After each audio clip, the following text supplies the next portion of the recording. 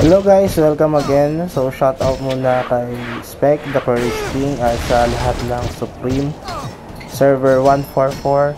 So ngayon, pag-usapan natin yung paano ba ma-reach yung pagiging top 2. Recently lang, ngayon lang tayo naging top 2 dito sa overall BK. At the same time, pag-usapan rin natin yung inlay natin dito sa BK natin. Last week, top 2 pa ito si N360 nung naglaban kami at talo tayo sa kanya, no? Napakalakas talaga ng N360. Pero may konti pa natitira sa buhay niya eh. 3-0 ang score namin. So nag-upgrade tayo ng mga inlay natin. Siguro dahil dito kaya tayo naging top 2. Pakita natin yung inlay natin dito kung ano ba yung build natin. Kasi si N360 pure win siya, no? So malakas ang def niya. At the same time yung PVV, ang reduction medyo mataas, so medyo mahina ang bawas natin sa kanya. So tayo, iba ang build natin. Ang ginamit natin dito ay yung mix.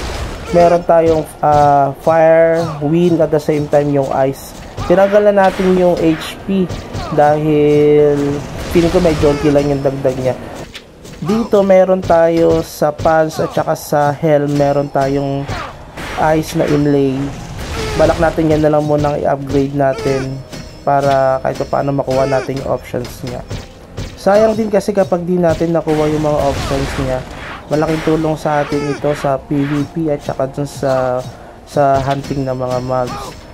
Dito kasi sa ice, maganda itong ice pagkapag dalawang sword or dalawang weapon ang gagamitin nyo.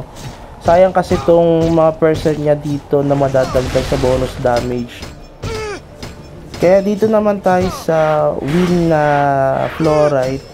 Kinuha rin natin siya kasi sayang yung PvP reduction.